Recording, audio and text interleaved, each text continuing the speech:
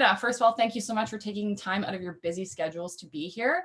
My name is Samantha Lego. I'm Kila's marketing director.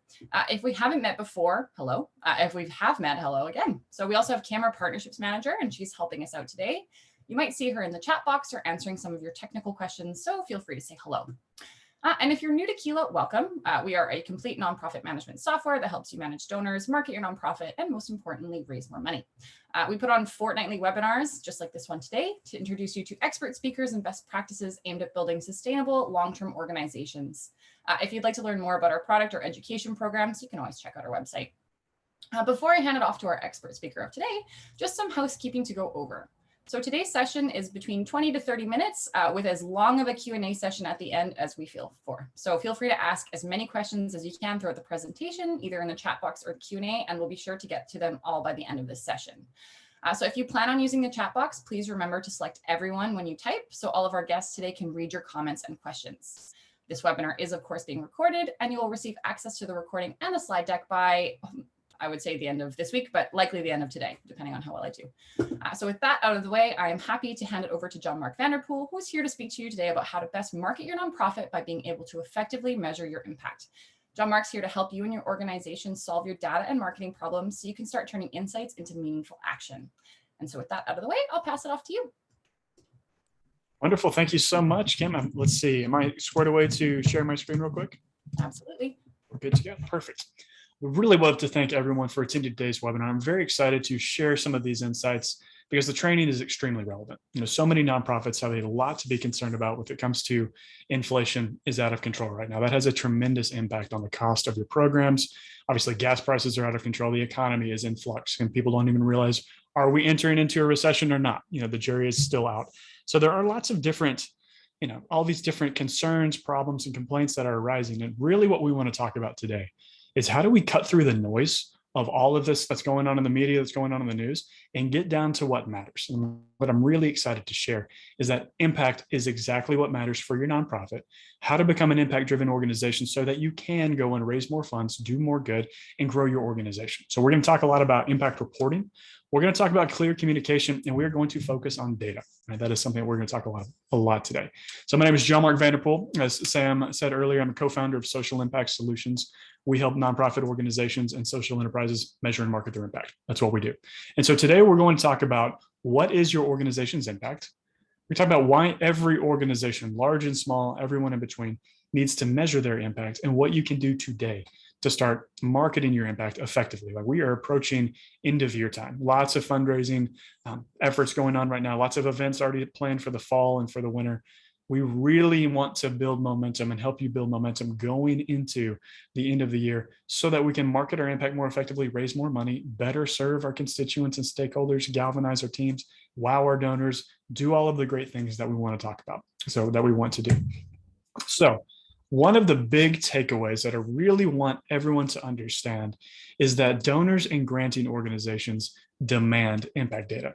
Back in around 2007, 2008, the concept of social and economic impact really started to gain a little bit of momentum. When it comes to nonprofits, it was really more in Western Europe where it was gathering steam, but we started to see a little bit more of that in the United States and in North America around 2007, 2008. But today, I want to let everyone know this is not just some growing trend. This is pervasively the truth that donors and granting organizations demand to know what your impact is, and they need data to back it up. And we see this happen all too often with people that are about to become clients of ours. They say, we just lost some of our largest and most long-standing donors because we can't provide impact data. We can't prove the difference that we're making in people's lives. And that's what we really want to help you avoid today. We do not want you to lose funding. We don't want you to lose relevance. We don't want you to lose donors. We want to build momentum and create momentum for your organization by measuring impact data the right way and avoiding a lot of the mistakes that most organizations make. So some quick stats. When we look at foundations, when we look at high net worth donors and millennials, we really start to see this massive shift towards impact. Social Solutions is a different company based out of Austin, Texas, dear friends of ours. They created this survey and they reported that over 97% of foundations stated that their number one reason for giving was impact. Right? That is the whole purpose, 97%, the number one. What people used to be able to do was share some great stories of transformation. We used to talk about good things that our organization was doing. That has shifted. The number one reason for giving is legitimate impact. And when you look at this foundation report study, this is a different survey that was conducted, I think in 2020, that over 66% of funders claim that positive outcomes, literally positive outcomes, and what we'll just explain a little bit later on, all that means is your organization's impact are the best indicator for legitimate nonprofit impact. So already we have granting organizations, family foundations, and high net worth donors saying that overwhelmingly they are choosing to fund impact over everything else, and legitimate impact. They want to know the nitty gritty, the good, the bad, and the ugly, and they want to be able to see that their money is making a tangible difference in the lives of people that you serve. And then with millennials and Gen Z, it's a little bit different. This is the Millennial Impact Report that was in 2021. The majority of millennials are concerned about quantifying social change, right? They see themselves as agents of change. And I'm sure many on this call can align with that. But they're looking to your nonprofit to be the vehicle for that. So they view themselves as impact focused and impact oriented. They need nonprofit partners to ensure that's true. It's an interesting shift that we've seen with millennials and Gen Z, how they view themselves as agents of impact, if you will. And they are looking to you to be that vehicle so they can validate their own feelings about themselves. So across the board with all major donor and granting organizations, we are seeing that impact is the number one focus. But the problem is very few organizations are embracing impact really as a way of life. But there is good news, right? We've hammered on some of the negatives for a moment, but there's really good news because organizations have really never been in a better time to measure and market their impact. The number one reason is technology, right? In the early 2000s, we were dealing with very antiquated technology compared to today when it comes to measuring impact in all environments. Doesn't matter if you're in, a very remote region of the world or if you're based in a large city. There's never been an easier time to measure impact and then report that impact because of technology. The other thing that I've already alluded to is that donors and granting organizations are rewarding nonprofits for their diligence and integrity. One of the main concerns that nonprofits have if they go down the impact measurement path is that they're going to maybe learn some bad news, right? They might have some negative impacts that they don't want to know, or they definitely don't want to share with others. Here's the good news though. Duke University has a fantastic program on nonprofit and social enterprise impact. It's called their CASE program. They surveyed that funding organizations actually want to know the negatives. They want to know. They do not expect everyone to be perfect. People that are in the shoes of these high net worth donors and major granting organizations understand how difficult growth and scale and impact actually is. And so they want to know the truth, and they are rewarding organizations with money, with more money, with nonprofit donations by telling the truth. But what they really need to see is that you're taking maybe negative impacts, learning from it, and making improvements and changes and innovations. That's what gets nonprofit donors excited, is that you are making good decisions with the data that you're gathering. We'll talk a little bit more about that later. The other thing is that social platforms, right? Everyone's on social. Everyone knows this these days. Has never made it easier to share nonprofit impact. And on top of that, you've got fantastic companies like Keela that are making fundraising so much easier, right? Nonprofit operations are extremely challenging. Almost every single one of our team members comes from a nonprofit operations and fundraising background. We know how challenging it is. And when you have a fantastic platform like Keela and other fintech companies that make fundraising a lot easier, you are in a much better position to move forward. So you are definitely in good hands with Keela moving forward there. Something else that I really want to hit on, you're going to hear me say this more and more throughout the day, is that donors and stakeholders are excited to know your impact, right? This is not a conversation around compliance. This is a conversation about return on investment.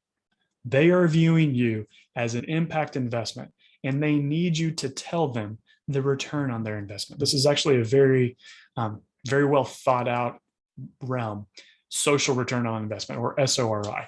Everyone's heard of return on investment, but now we're talking about social return on investment. They are looking to you, your nonprofit donors, employees, stakeholders, everyone is looking to you for that social return.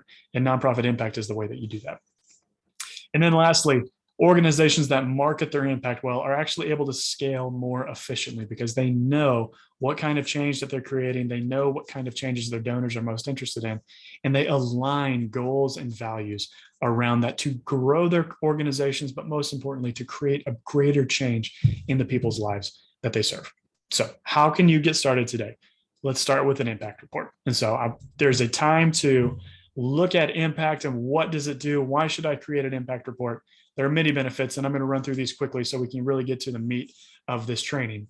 But impact reports, when you start to measure and when you start to report your impact, you are empowered to make data-driven decisions. And it also puts you in a different category of nonprofit, right? Most organizations are not measuring their impact. And I'm talking large and small alike. We have enterprise level nonprofits, hundreds of millions of dollars in revenue that are not measuring their impact. When you start to measure, you start to be put into a much higher echelon of nonprofit that allows you to land larger grants and attract higher net worth donors. It helps you streamline fundraising because you're able to clearly communicate your value, but most importantly, retain and increase your donor base. This is a really, really important side of retaining your donor base. I think all of us know how important it is to have really high donor retention, but then also grow that based off of the values and impact that your organization creates. The next thing is it allows you to incorporate needed change into your programs, right? You're going to learn things when you start to measure your impact, which is the goal, right? You're always trying to learn. And you might see, you know what, this program isn't having the effect that we thought. It's also really expensive and hard to deliver on. What if we changed this or innovated and made this easier for our constituents and easier for our stakeholders to deliver on? That is the kind of innovative strategy that your nonprofit needs in order to scale your impact and go to the next level. And one thing that we definitely love to really see is the alignment of internal teams. When you have your employees and your stakeholders and volunteers aligned around the impact that you're creating, it is a really, truly galvanizing process for your company and organization to go through that allows you to grow your organization, which is just super exciting and fantastic. You get to inspire your donor base, raise more money than ever before. You get to unite your organization around the long-term mission of your nonprofit.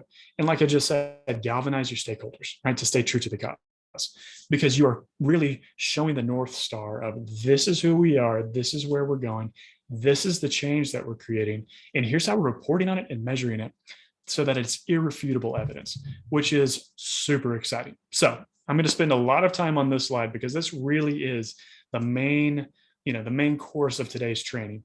And we're going to talk about everything that a perfect 100%, 10 out of 10 impact report should include. And if there's a time to take notes, please do so right now. We are going to go through, and if your organization is not doing all of these things, that's okay. There's definitely ways that you can get started doing that. But again, this is a 10 out of 10 impact report. So I want to start with the first one and probably the most challenging one. It is validated research methodologies. Your impact report should include validated research methodologies. So what does that mean? It means that you have a true method of measuring your impact. There are different associations, nonprofits, academic fields that really create validated research tools. So the WHO has a lot of validated research tools, the World Health Organization, the World Bank has a lot of great resources. Depending on the kind of industry that, or the kind of individuals that your nonprofit serves, there are academic groups, academic institutions that create survey tools and other types of tools that are saying this is a tried and true way to measure the difference your organization creates. It is so important that you are using valid research tools, valid tools that prove we are making a difference in the lives of people that we are serving. The next thing I want to talk about is something called theory of change, right? What we have right here is measurable inputs, outputs, and outcomes. This is taken from the theory of change concept. And really what theory of change is, you're saying, okay, if we do these activities for these people, we know that over time, we are going to produce these results. So I'm going to use an example of a client of ours that has a maternal health program in very rural Haiti. We're talking about a very, very rural part of the country. So they have a maternal health program. What does it take to start a maternal health program? Well, it takes a lot, right? So let's talk about the inputs. You have to raise money and build a building because they didn't have buildings large enough in this part of the country to have a maternal health program. You have to hire doctors and nurses, right? You have to hire medical staff. It can be very expensive, very costly. You also have to buy a lot of supplies, right? There are lots of gynecological types of supplies needed for that. A nutrition program. So you have to have a steady supply of food because most of the people in this area are very malnourished and undernourished. You have to get baby formula for the children, for the infants that are born. Lots of resources that come together in order to start, right? All of these resources to begin a maternal health program. So those are called your inputs. You also see them called activities. And so what do we call outputs? Well, outputs are what most nonprofits are already familiar with. It is the number of people served, right? It is a numeric metric. This many people served. So with this maternal health program, they have to hire all these people, build these buildings, get all this food and medical equipment and supplies. But then they actually have to serve women and children.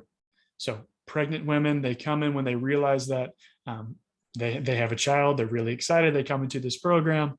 Then they keep them in this program for however many months, then they have the child, and then they keep the mother and child coming back to this program to do education training, to food distribution, baby formula, OB-GYN checkups, all of these different things for up to, I think, a year and a half is what this program does. And so all of those activities lead to outputs, and we just call it put it in a monthly number, 200 women and children served per month. I'm making this number up, but it's 200 women and children served every single month by this program. It's fantastic to have outputs. Outputs are extremely important. But what your donors and granting organizations need are outcomes. They need to know, what difference is it making? And I don't mean this in a rude way. They need to know, what difference does this make? And that's where the validated research tools really come in, those methodologies, because now we're saying we are measuring the effectiveness of this maternal health program using this tool or using these metrics. And the tools and metrics that this organization is using is maternal and child mortality, right? It's really dark, it's really sad, it's really dreary, but it's very real. Maternal and child mortality in Haiti is very high. And so this organization chose to measure their mortality rates against the rest of the country. What is the standard Haiti mortality rate for women and children? And then what is it for their program? And they found that over the course of 3 years, they were able to decrease their mortality rate by 70% with their mothers and 60% with their children. That is a tremendous accomplishment. Obviously, they want it to go even further. They want to drop that down even more. And they said, what is the next thing? What do we need to do in order to drop this even further?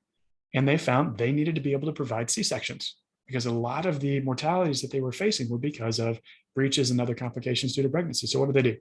They hired 24/7 support to provide care for mothers who needed C-sections. What did that do? It dropped it even further, which is super effective. This is an exciting innovation in an area that doesn't have a single hospital, right? Within dozens and dozens of miles, there is not another hospital. And they are providing that kind of care. And they have measurable inputs, measurable outputs that are producing legitimate long-term outcomes. I probably don't need to tell you this, but granting organizations love this, right? This is the kind of thing that, I don't care if it is a corporate donor corporate partnership, if this is, a WHO grant, the USAID grant, people are excited to see this kind of change. It makes a tremendous difference. But then that leads to the next thing that every impact report should include. It's data-driven stories of transformation, right? They need to know, okay, cool, you've got this wonderful impact. They still want to know stories, right? Everyone knows this. Nonprofit donors want to know the story. Stories are super effective. They're also what get us all excited. But when you have data-driven stories of transformation, you can really start to connect the dots and see the change that your organization is creating. To give you an example from this organization, when they were seeing that the mortalities were mostly due to a lack of access to C-sections, they decided to hire, like I said, 24/7 healthcare support. So anytime a mother went into labor and there were complications, they had complete access to this clinic. Well, there was a woman that was having severe complications with her pregnancy, goes into labor, and had it not been for the ability to perform C-sections, there's without a shadow of doubt, both the mother and the child would have died. That is a hardcore and very dark story of transformation, but it's very real, right? And that's the kind of change that your donors want to see. Obviously, I'm talking about medical care. it's in its own world. There are thousands of different types of stories of transformation. It's just a very fitting story because it fits into the theory of change that this organization is creating. So alignment with your theory of change is super important. The next thing that we want to talk about, I think this is where most nonprofit leaders get really excited, is casting that inspiring vision for the future, right? When you have your theory of change, when you have your validated research tools, and you have your stories of transformation, and you can see into the future, it provides everyone on the team, all of your volunteers, all of your donors, with that vision. This is where we're going. But when we do this next step, we provide a path for your donors to follow within that story. It becomes real to the donor and they can see their place. Most nonprofit leaders fail to create that path and really outline that path for their donors. You're probably great at doing this with your employees. Hey, this is where we're going. This is what we need from you. But we really need to do this with our donors as well. And just to go ahead and get the cat out of the bag, most impact reports are created for your donors. We strongly recommend creating different types of impact reports for your team, for granting organizations, high net worth donors, millennial donors, and everyone in between. But your standard impact report really is for fundraising. We want to help you raise more money with an impact report. So give your donors and your different donor types, a clear path to follow, but then call them to action, right? We need to call people to action. And so whatever your campaign is, whatever your 5-year goals are, your strategy, call your donors to action and do it in very clear and compelling ways. Confusion will be the enemy of your nonprofit's growth. It will absolutely hold you back and restrain your growth and the impact that you're trying to create. So again, this is a 10 out of 10 impact report, and everyone needs to be heading in this direction of validated research tools, theory of change model, data-driven stories of transformation, inspiring vision for the future, a path for your donors to follow with very, very clear calls to action. So think of this as a PDF or some kind of live dashboard that you're sharing with your donors. Definitely have videos that go along with this, social media posts, email campaigns that would go along with this. But please really strongly consider how you can start to use each one of these 6 points into your impact report. And really what we want to help you avoid is all of this loss of funding that nonprofits are facing because they're not highlighting their impact. They're not measuring their impact. But trust me, we know how hard this is. You are pulled in 500 different directions. Running a nonprofit, in my opinion, is more difficult than running any other kind of organization, company, period. You have so many different stakeholders, so many different responsibilities. So we understand how challenging it is. But the organizations that are winning and that will continue to win, that will be able to cut through all of the noise of an impending recession and inflation, all of that, are the ones that double down on their impact. And we know how difficult that is, but we strongly implore you to go down that path. And there's so many great things that happen once you start to become an impact-driven nonprofit. The one thing is you get to just really know your value. You know that the value that you're providing, and I assure you, you are underselling your value. This is what we see time and time again. Fantastic organizations, large and small, really selling themselves short because you're probably a lot more valuable than you think. The next thing that we really encourage you to do is own the data. It's nothing to be afraid of. All data does is it teaches you things, it informs you things.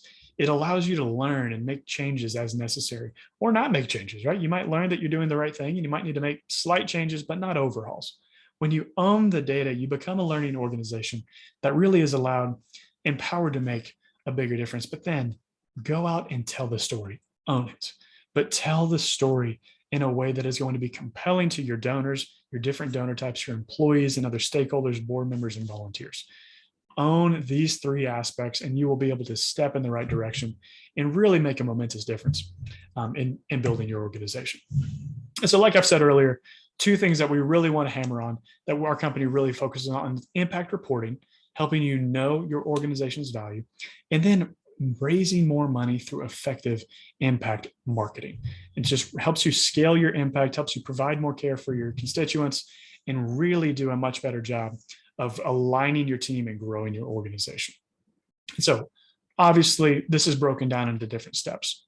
The first thing that we strongly, strongly recommend is that we begin with an impact strategy, right? We're going to clarify your impact strategy so we can really start to make like a momentous change in the right direction of, are we capturing the right kind of data? Are we capturing any data at all? Do we need to make some changes? How are we reporting this? What do our constituents think about the work that we're doing? Where do we need to go? That's really when we talk about an impact strategy. It is aligning those different ideas together and really creating just a clear path for the organization to follow and getting your employees really fired up about it too, so that they can do the hard work of making everything happen. The next thing that we would love to do is provide quarterly and annual impact reports. This is where your donors can really start to wrap their minds around the change that your organization is creating. And then we really want to focus on raising money online, right? This is a Kilo webinar. You guys know how to raise money. You're not having to be sold on the importance of digital fundraising. We want to help you raise money through email marketing, impact-driven fundraising efforts, and leveraging these stories of transformation, right? And so what we've done is we have married the measurement and the marketing side together so that organizations can grow while making a measurable difference, a more measurable difference in the lives of people that they serve. And I've said this a couple of times already, but I really want to hammer in that the organizations that are measuring their impact, they belong in a different echelon of nonprofit, right? You stand out as a leader in the field that you work in. It really makes a big difference. Your stakeholders also receive better care, right? That's the great thing here is the people that you serve, they're giving you the kind of feedback that you need that says, oh, wow, we're making a tremendous difference over here. And we know that we could go and promote this to these different granting organizations and double down on this program and go raise a lot more money and do a lot more good. Super exciting and super empowering for the entire team to see that. The other thing is your organization leads from the front. Right? You are not falling behind, losing funding, losing different donors, losing different granting organizations.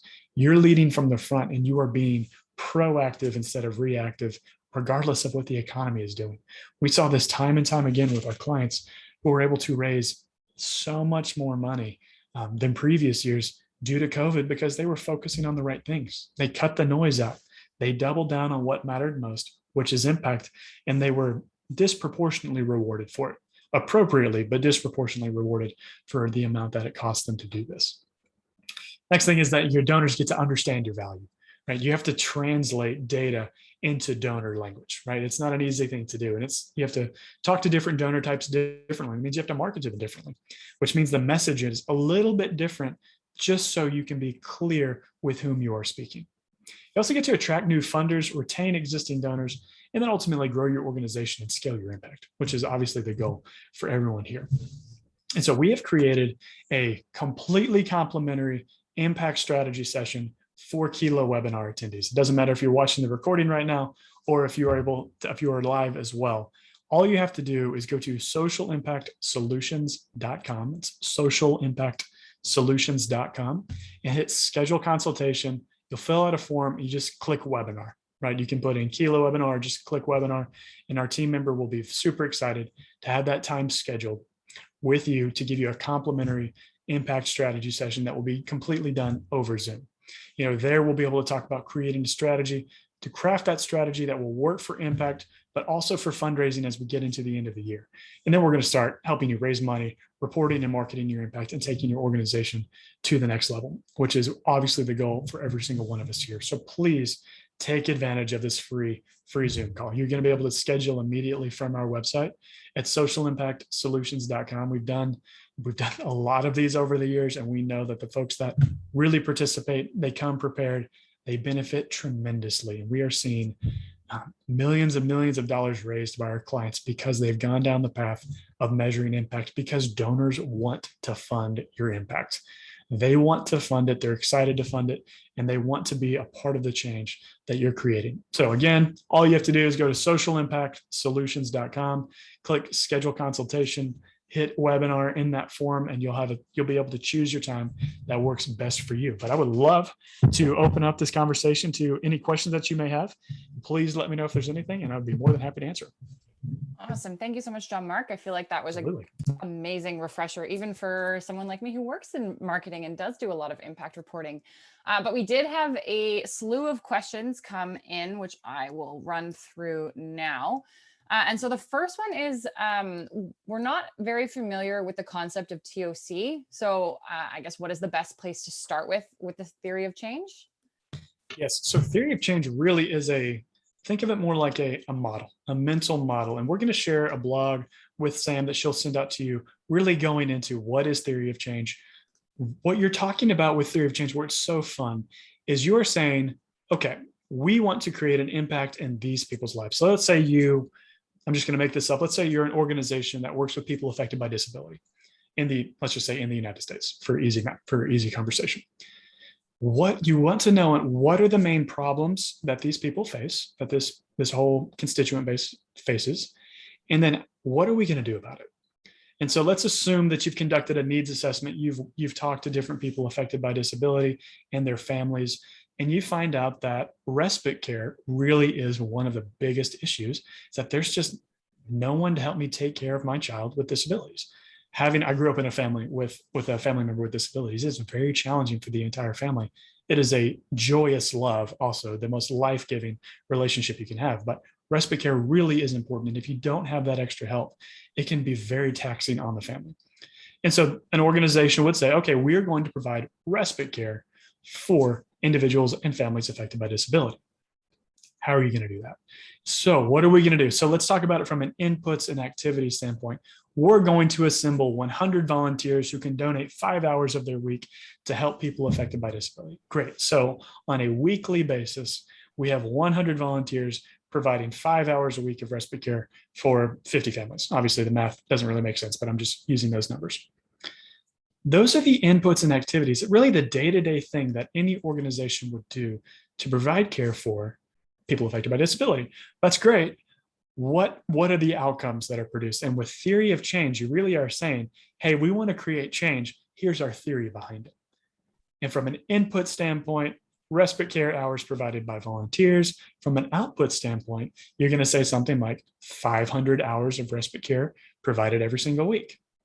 That's fantastic. That's great. We're looking at a tremendous output that our organization is providing. That's fantastic. A donor would then say, okay, what difference does it make? That might sound really cold. It might sound really harsh. You're like, you know what? That's a great point. What difference does it make? How are we going to measure if that's effective? And that is what your outcomes are.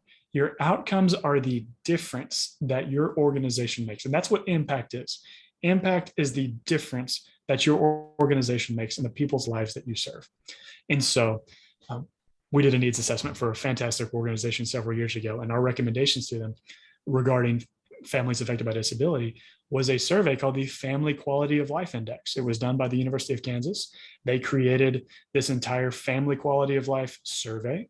And so we recommended that they use that family quality of life survey for the people that they serve. And then they measure how much better these families' lives are as a result of the respite care.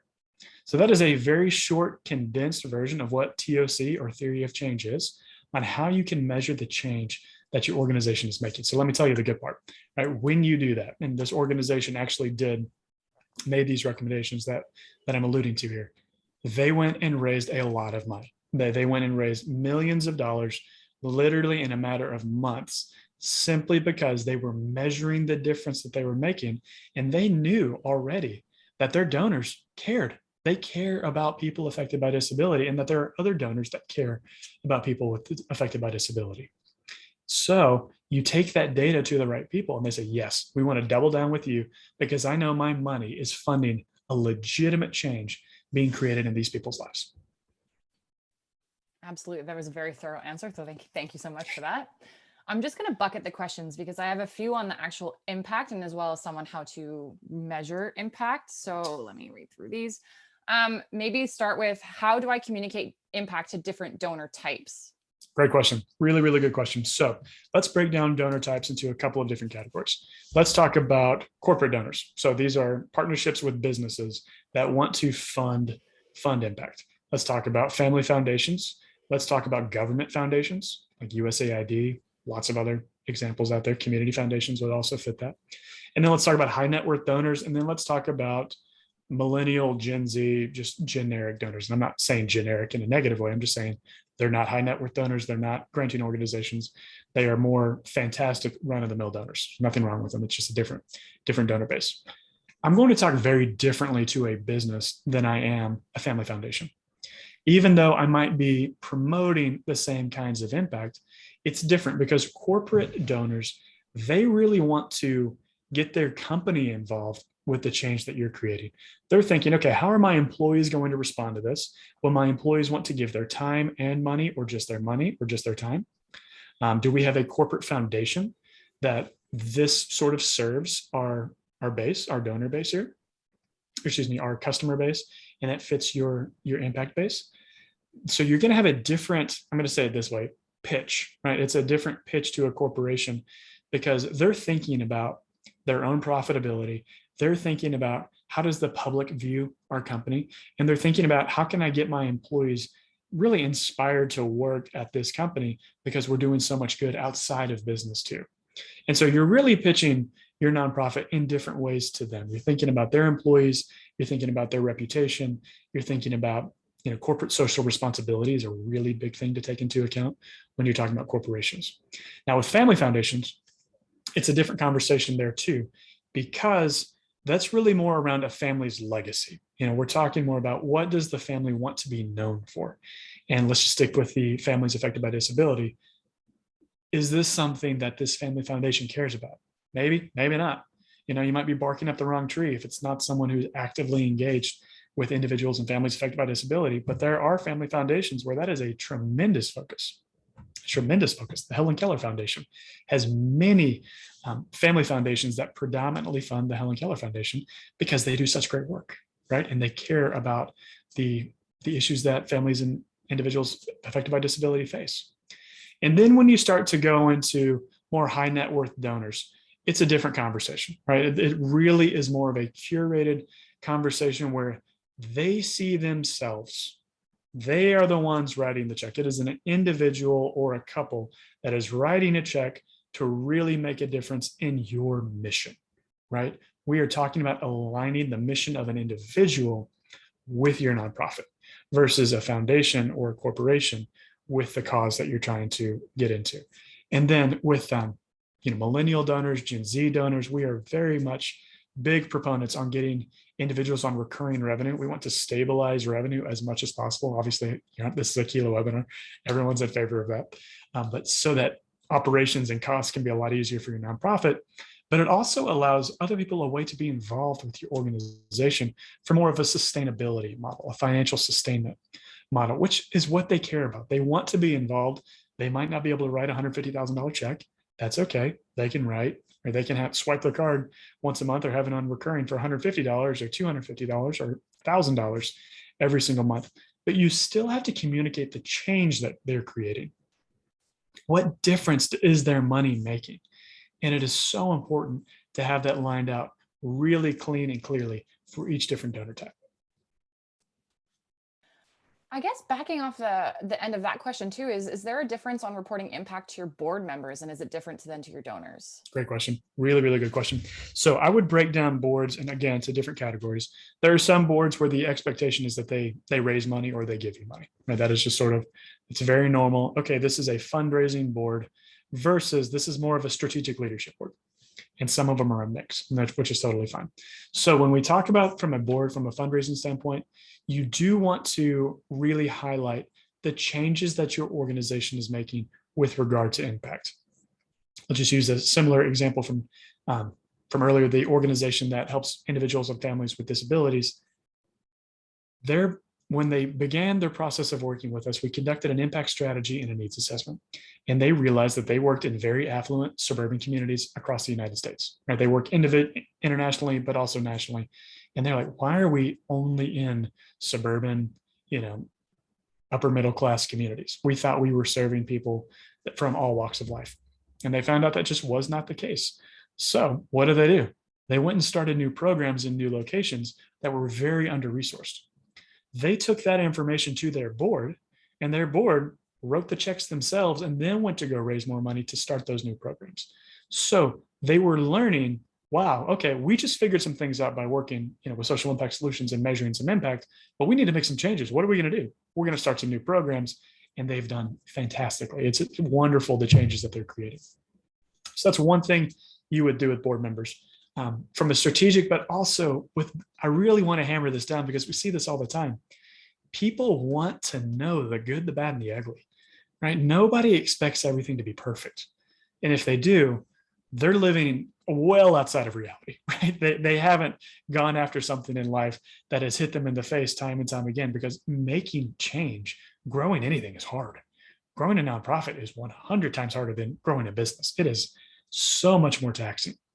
And people that are involved, they get that.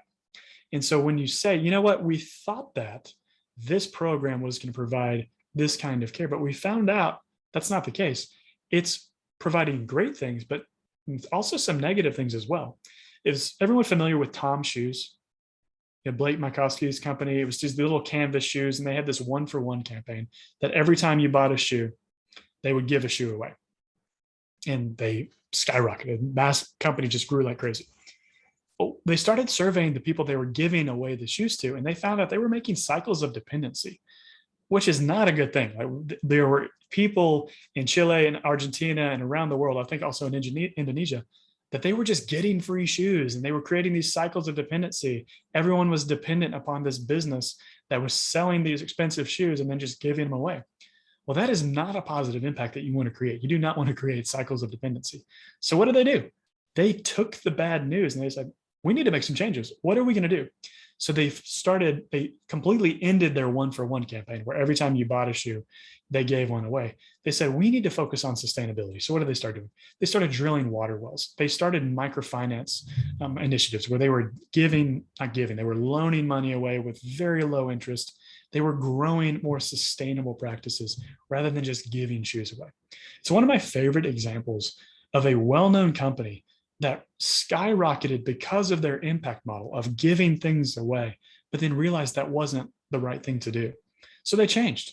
And what have they done? They've done even better and grown and grown and grown and made a greater impact just because they started measuring it and made a bigger difference that way. That's an awesome example. And I honestly haven't thought about my Tom shoes in about 7 years. So thank you. It's been about that long since they were bought by Prada. So things have changed. Makes sense. Yep. This one actually came in through the Q&A recently, so I'll read that out now. So how do you communicate impact of work that will show results in a long run? For example, environmental research and data collection on a species that will take years of observation and data collection. These are some of my favorite people in the world. Okay, so the scientists of the world do not get enough credit. So what you are doing, I want to go ahead and say, keep doing it, right? Rock on. Keep up the great work, because this is super exciting. It's so hard. Oh my gosh. The things that you face are out of control, right? It is so challenging because of what you're talking about. Hey, we're not really going to know until 2036, right? That kind of observational research. And I don't know if you have an academic background or what your model is exactly, but it's really hard with environmentalists. It's really hard in the scientific community. But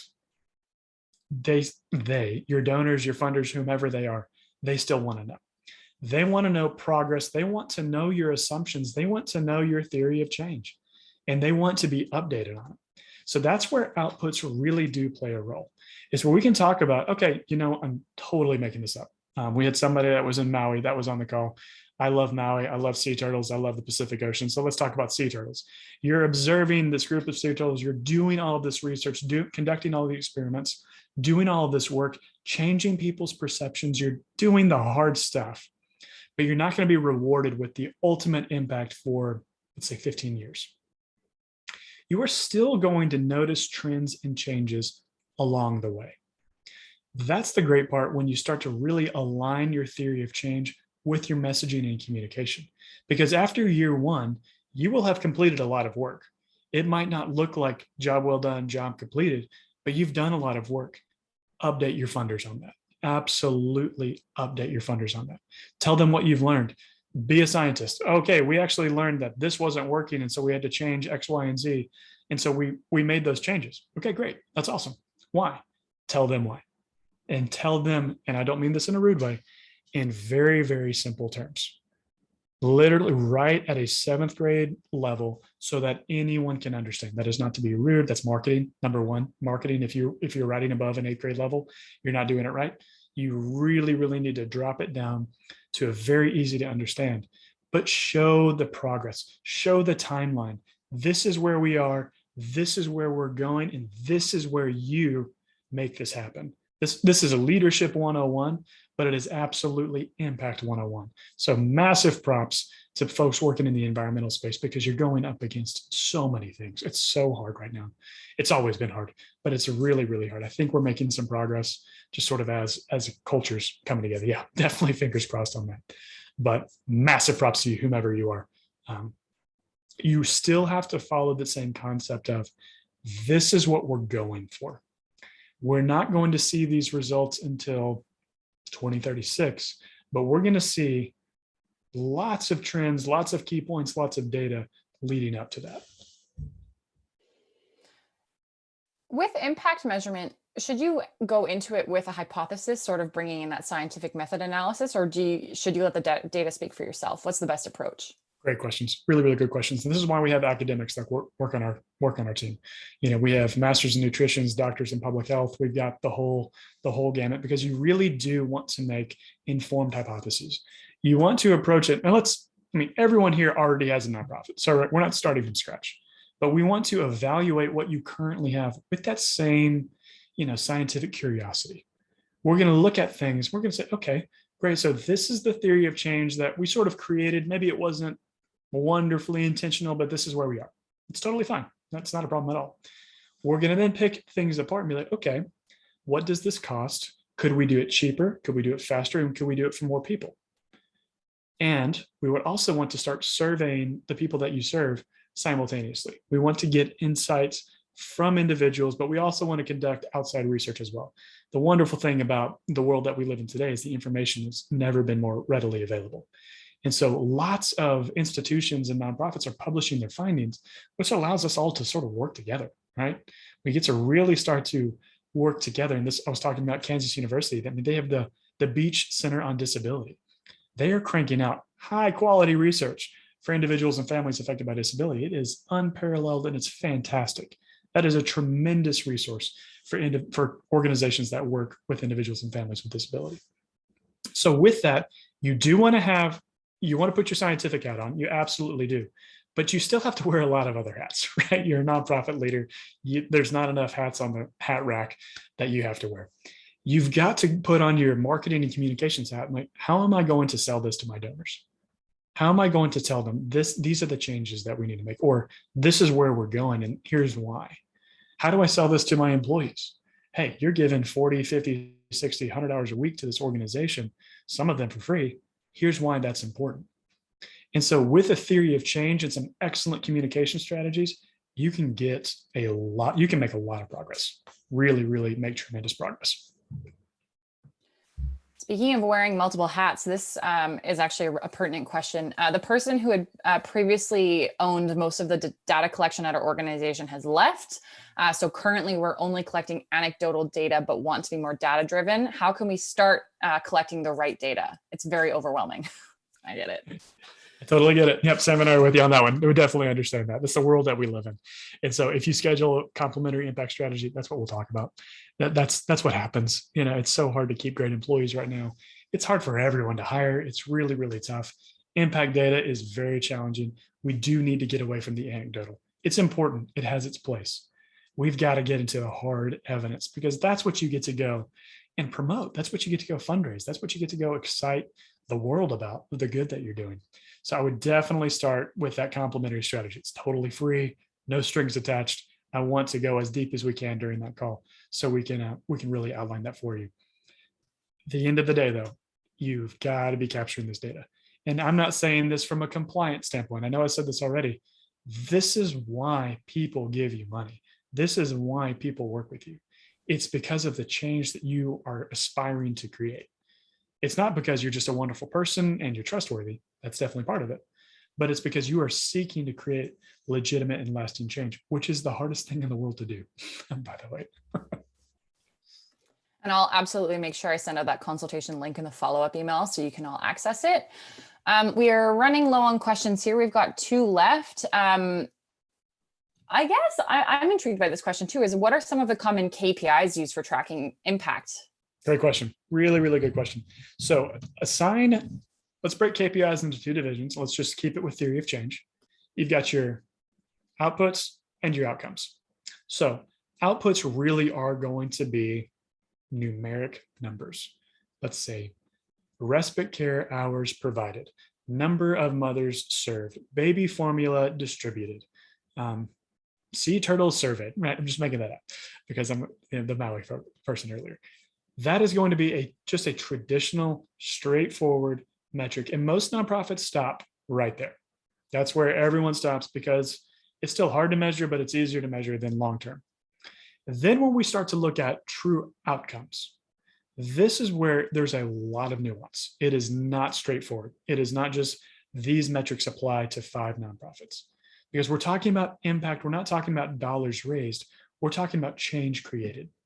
And so with the disability example earlier, family quality of life index change. So pre and post survey, how much better is their life 6 months after going through this respite care program? How much better is their life 12 months, 60 months? What does their life look like as a result of all of these respite care hours provided? I'd be happy to go into other examples, but it really is going to be very specific to your organization. Now, I do want to recommend fewer metrics. So like 5 max is better than 25, because everyone gets overwhelmed. Everyone's going in 100 different directions. It's too complicated, right? We want to keep things very clean, very clear, and just keep everyone on the same page. And so again, you're going to be judging I don't mean judging in a rude way, you're going to be managing your employees by outputs, by inputs and outputs. So like day-to-day activities and what sort of the result of that is, like the super short term. Okay, how many people did we serve this week? Well, it was actually 40 lower than last week. Okay, what happened? What's going on here? Do we have something wrong with the pipeline? You fix that. Okay, cool. So we just fixed our output metric. And that is telling us if we're doing a good job, if we're right on, if we're above, if we're below. But impact really is its own animal altogether. What difference have we made in the people's lives that we serve? And it's easy to use business examples because it's typically financial. We can say, oh, wow, well, we started this new email marketing campaign and we raised $600,000 because of it. Great. That's easy. It's super easy to measure. You've got wonderful platforms like Keela, QuickBooks, and others. You can see that. But with impact, if you're not doing this yourself, if you're doing it yourself, it's really hard because it requires a ton of work. Or if you're partnering with an outside organization, they're going to be the ones to make all of that clean and clear and give you the data that you need to make great decisions.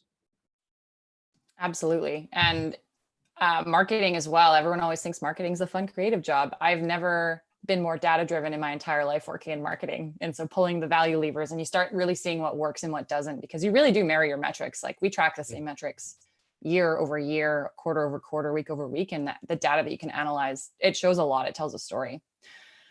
We had a question come into the chat. So how can I measure my organization's annual strategic plan? Ooh, it's a great question. How can you measure your annual strategic plan? So I'm going to have to make a few assumptions here. Number one, that your plan is actually measurable. It would be the kind of thing that you actually have measurable components to your plan. And then how do you measure that progress? This is one of my favorite conversations to have with clients. And I find it a little bit humorous. When a little kid asks their parents, where do babies come from?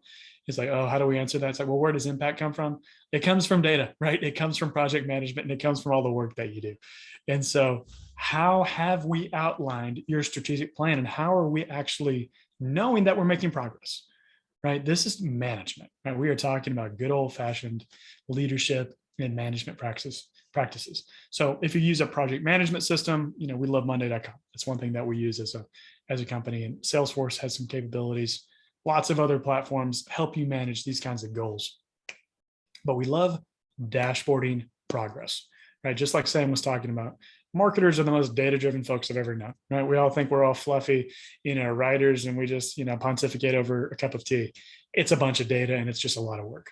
And so it's really similar when we're trying to measure the whole strategic plan, the progress, because there's great quotes that go around with this, but execution really is everything, right? Planning is super important, but execution is everything. But it really is a matter of how are we measuring that execution? How do we know we're making progress towards those goals? So whomever asked that question, let's go over that in that complementary strategy session. Let's talk about, hey, we created this goal back in December. It's July. How are we doing? Someone has to be assigned with measuring that. Someone has to be responsible for measuring those kinds of progress. Otherwise, it's another great idea that goes into, idea land that never lands, unfortunately, which I'm guilty of all too often. So trust me, everyone's guilty of this. Ditto. All right, we're coming up on time, so I'm going to end with one last question before I close her out. But what is your biggest takeaway tip for starting to track impact? Great question. Theory of change. I would definitely start with theory of change. It is an easy intro level exercise when it comes to, where do we start? What does impact look like? Where does impact come from? And it comes from having a true theory of change for the people that you serve, right? So you can create a theory of change, a logic model is what they're called, for anything. You can create a theory of change or a logic model for weight loss, for, working out, for running, for you name it, for how many books am I going to read this year? Okay, I'm going to read, 15 minutes every single day. And that at whatever, words per minute, it's going to yield this many books read. But with theory of change for your organization, you want to break it down like you have a corporate theory of change and then a programmatic theory of change. And so I would start with sort of your bellwether programs, the tried and true. We've been doing this for months, years, whatever. We know it's making a difference. We might not know what that difference exactly is, but we know it's working and people love it. So I would start with creating a theory of change for that program. But then I would really, really strongly recommend that you dive into, how am I going to measure this, right? How am I going to go back in? And that really is the validated research methodologies that you want to use. It can be very complex. It can be very hard to choose. That's why we staff the kinds of folks that we have on our team, because this is what they do day in and day out. They choose the right tools for you, and then they create the right surveys and other types of tools required to measure that impact, because it's really hard to do for yourself. Just like everything else in life, it's really hard to do, for yourself. And so that's what I would start with. Start with theory of change. You don't need to go down, the rabbit hole of SROI and what kind of metrics yet. You want to start with sort of the framework for, okay, our organization, we're trying to affect climate change. That is a tremendous problem that you're claiming to solve, right? And any serious funding organization be like, okay, what aspect of climate change? What part of climate change are you going to fund or going to solve? And then you have to break that down into the world that you live in. And I'm not saying your world's small. Climate change could not be a larger problem. We just have to say, this is the problem that we're solving, and this is how we're solving it, and this is how we're measuring whether or not what we're doing is working. When someone paints this huge picture, and this happens in startups and nonprofits alike, we're entering into a $3 trillion market. Okay, that's great. What about you? Like, what is your company? What is your nonprofit going to do? Well, we're really going to focus on this little slice of the pie, because we know that if we have this theory of change and we measure accordingly, we can make a substantial difference in the lives that people serve, which is everything, right? And then that is what your donors want. That is what funding organizations want. That's what governments want to fund. So many government partnerships that are not being fully utilized. It's so important. Absolutely. And I think that is the best way to end this session. Thank you so much again, Jean-Marc. Your insight was impactful. Before we sign off here, I just want to let you know that our next event coming up is actually Donor Experience Week, which is returning for its 4th year from August 15th to 17th. I'm tired already thinking about it. But join thousands of nonprofit professionals and me over 3 days of live sessions, workshops, and tutorials aimed at future-proofing your nonprofit. You'll learn the latest sector trends and best practices in fundraising, stewardship, and marketing, so you can position your organization for continued long-term success. Kim's going to pop the conference page into the chat for you so you can see who's speaking, and of course, save your free spot. Lastly, there will be a very short survey that will pop up right after this session. It'll only take you 30 seconds, I would say. I'm sure Jean-Marc would love to hear how you thought this session went, so I strongly encourage you to fill that out, and I will share the results with him afterwards. As mentioned, you will get the recording, a lot of the resources, the consultation page, all of that will come in the follow-up email that you should get towards the end of the day. And that's it. So thank you, everybody. See you at the next webinar and event, and I'll pass it off to Jean-Marc for a final goodbye. Thank you, everyone, for attending today. Kim, Sam, thank you for putting this together. It's such a treat for us. Just want to encourage every nonprofit leader that is going into a very challenging end of 2022. Right when you come out of COVID, we're dealing with everything with 2022. Cut through the noise, do the work that's necessary. You're going to do great. Super excited, and please take advantage of that free consultation. It is going to be a blast getting to know you, and we'll just have a great time getting to move forward, but keep up the great work. Keep it up. Everyone needs it. There's never been more of a need for what you're doing than right now. So thank you for the hard work that you're doing. Thank you. All right. Bye, everyone. Take care. Thank you.